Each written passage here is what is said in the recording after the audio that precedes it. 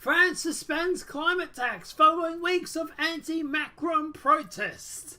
French Prime Minister Edouard Philippe, I might be mispronouncing, announced Tuesday that the government is suspending a gas tax that riled the country in widespread violence and chaos.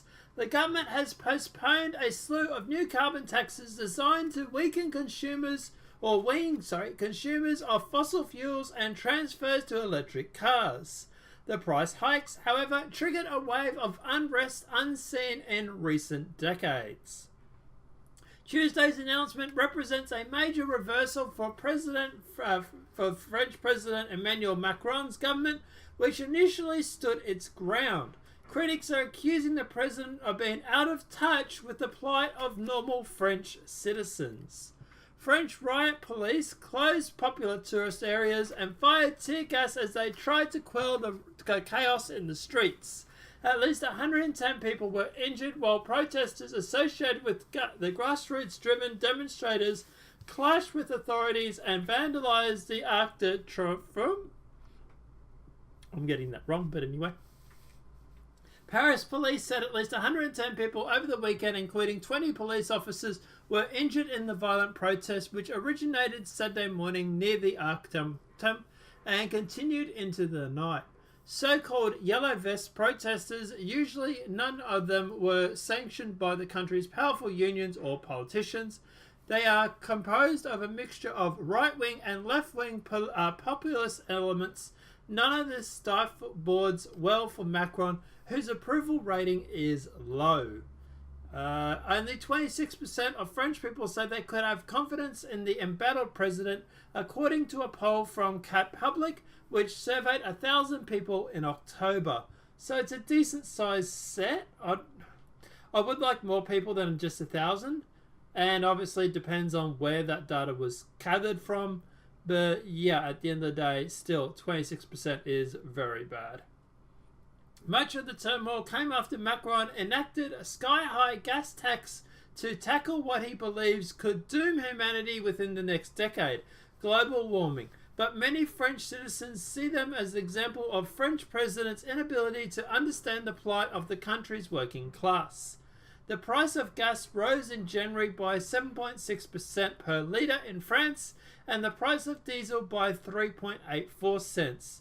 To put that into perspective, 3.8 litres of fuel is equivalent to about 1 gallon of gas in the US. Europe is on the warpath against gas-powered vehicles. I actually saw figures to say that it was going to go as high as 54 cents. I saw 26 cents per gallon, I think it raised by, or something like that. It was quite a substantial increase. To the point where people are now turning around saying that Farage is saying Macron's visual signals to the world is disconnected from the French people.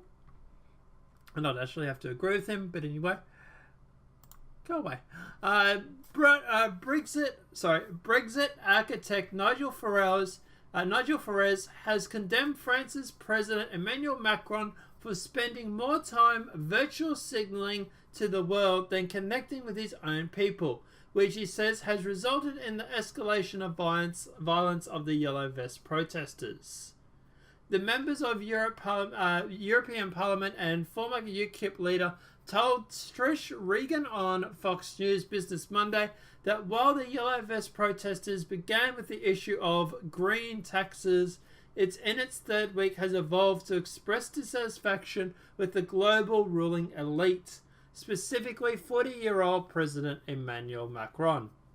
What we saw the last couple of days was a third week now of the protests and level of violence not seen in Paris or France since the student uprising in 1968, Mr. Farage said.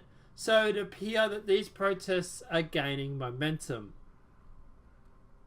It's now more than about elite out of touch, he explained, adding Macron, the great globalist, the former investment banker who rarely seems to leave Paris, virtually signaling to the world whether it's about global warming or about free movement of people.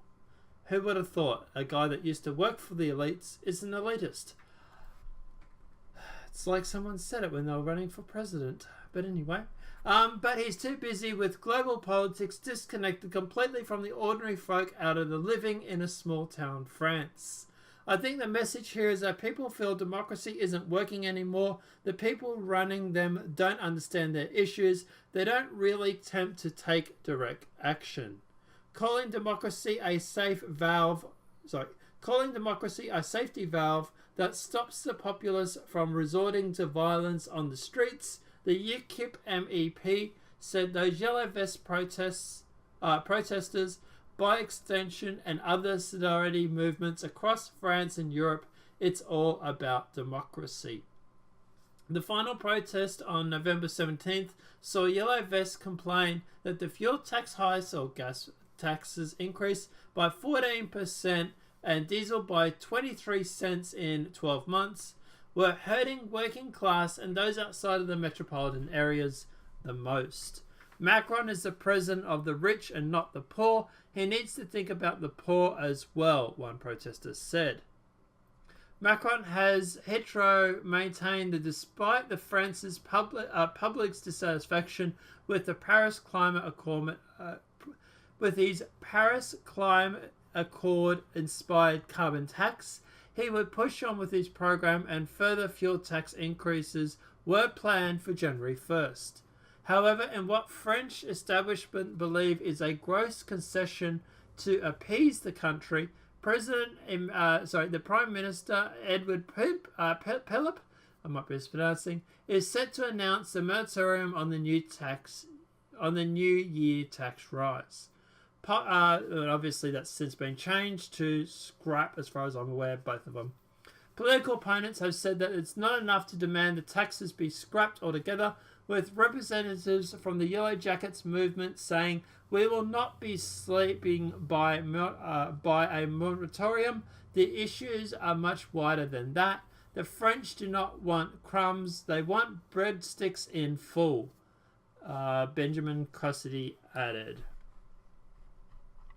So look, at the end of the day, what do I think this is all about? Do I think this is all just about the French and the carbon tax and whatnot? No, I think this is a wider issue than just that. To me, this is more about the fact that President Emmanuel Macron is out of touch with his base. He's out of touch with the people of Paris. And he's an elitist. He's a globalist. He used to work with the rich and powerful of, I think it was Goldman and Sachs or whatever it was.